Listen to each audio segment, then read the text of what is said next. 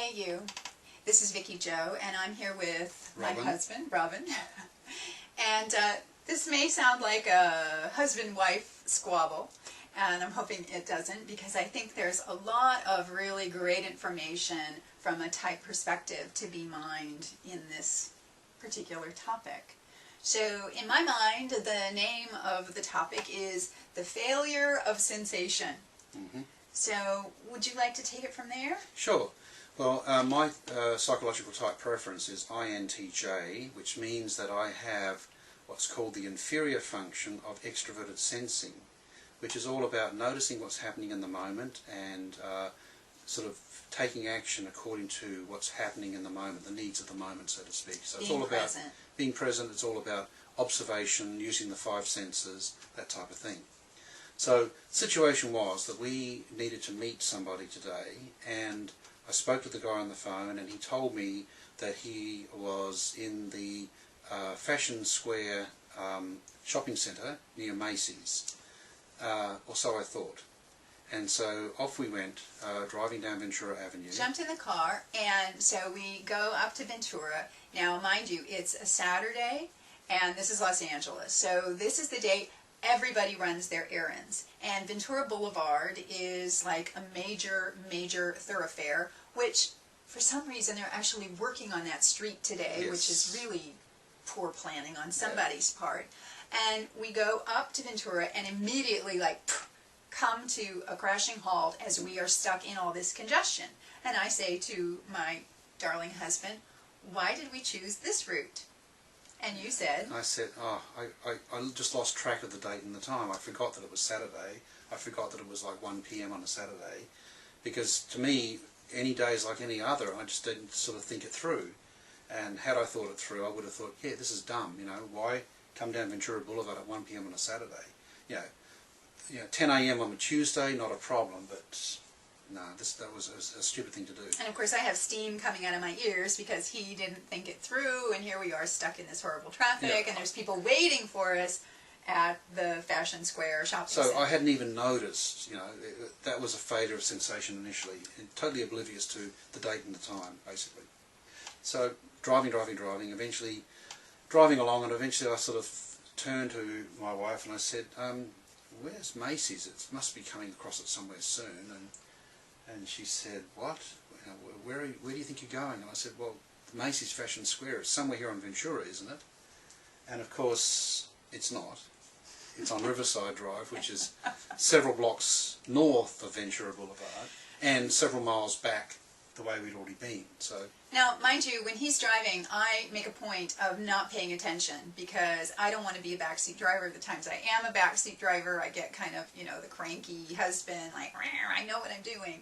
And so I was completely oblivious as well, and I'm enjoying all the, you know, Halloween decorations on the street and looking in store windows, and I'm not paying any attention. So I was out of it as well. However, I want you to know, we bought a GPS a couple of years ago so that it would tell us where to go, when to turn, and keep us on track for those kinds of details. And you don't like to use it. Well, it's not that I don't like to use it, I just forget that it's there.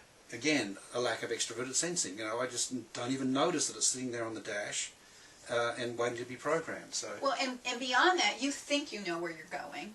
Well, part of me does, yeah. Yeah. And so it's always kind of this shock when we discover that you don't know where you're going. You thought you knew where you're going. You're not where you thought you would be. Yeah. Et cetera, et cetera. So there's a whole ripple of, you know, embarrassment and shame and humiliation associated with, you know, getting conscious in some crazy neighborhood somewhere you didn't plan to be in, and realizing that you're pretty close to lost. Well, stepping into psychological type terms for a few seconds, my extroverted sensing inferior function has this interesting paradoxical component of being alternatively aspirational. It thinks it can do more than it really can, and alternatively being basically clumsy and bumbling and slow and unreliable at the same time. So my extroverted sensing thinks, oh sure, I know where to go. It's down, you know, Ventura Boulevard, it's on the left, I can see it in my mind's eye, I've driven past it 1,000 times. And that's the overconfident part of it. And then of course the flip side of that is the shameful realization that I really don't know what I'm doing.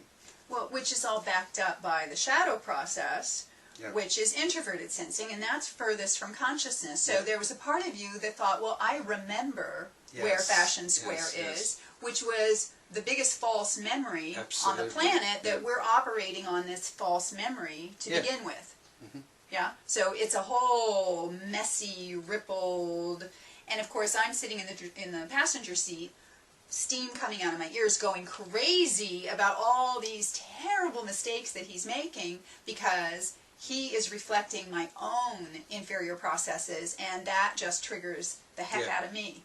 Oh, and it didn't end there. I quickly did a U-turn.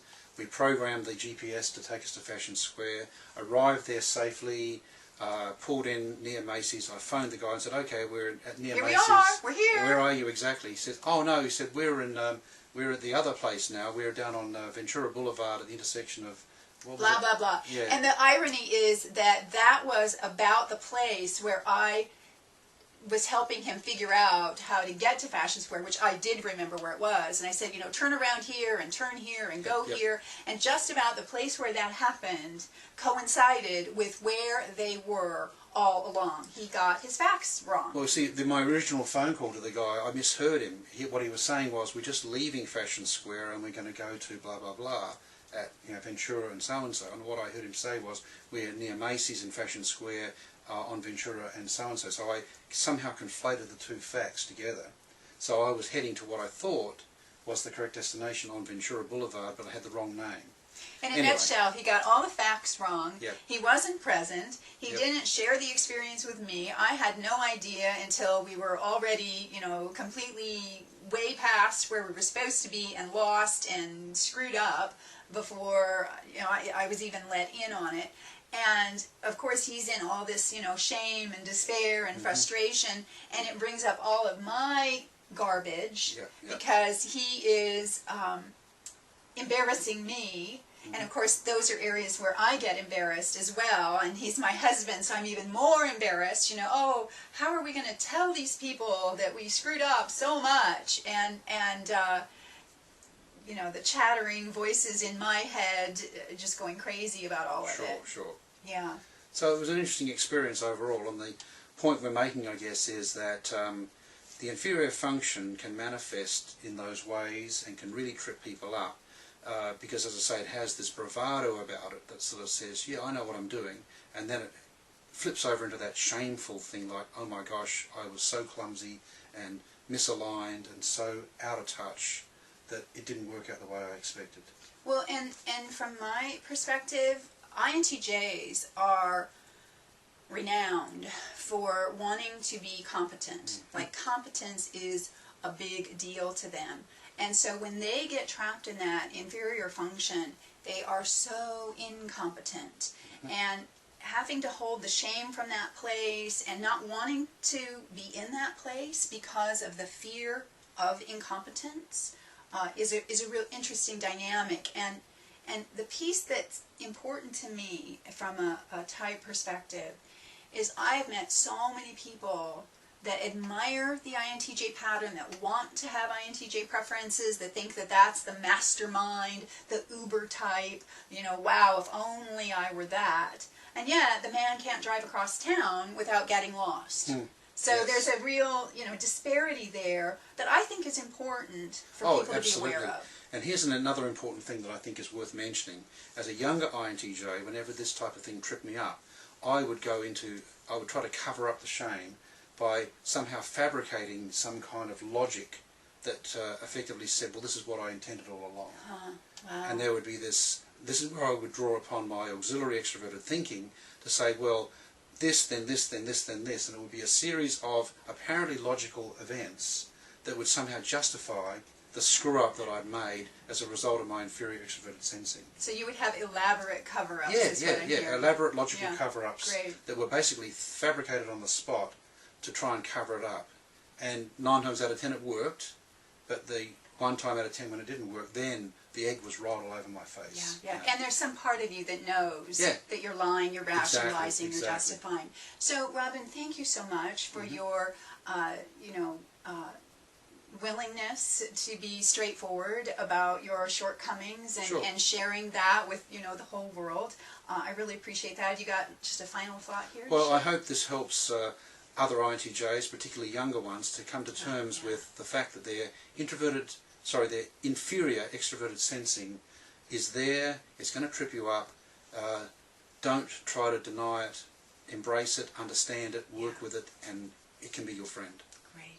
Thank you so much, Robin. Maybe next time we'll talk about my shortcomings and I can be self-effacing, hopefully as self-effacing as you've been. No problem. So talk to you soon, I hope. Ciao.